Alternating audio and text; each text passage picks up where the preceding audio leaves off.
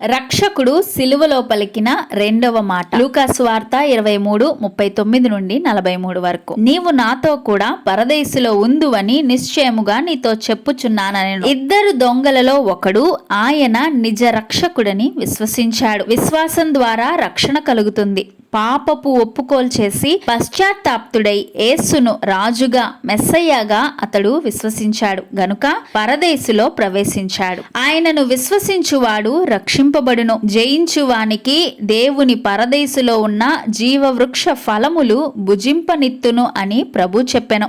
అయితే రక్షణ పొందిన వారు కూడా మరి ఒక దొంగలాగా దేవుని ఆత్మను దూషించువారుగా ప్రవర్తించుచున్నారు. అలాగుండిన ఎడల పొందిన రక్షణను నిర్లక్ష్యము చేసినట్లే. అలాగైతే న్యాయ తీర్పులో మనము ఎలాగు తప్పించుకొందుము? విశ్వాసమునకు రక్షణకు తగినట్లుగా మనము జీవించాలి.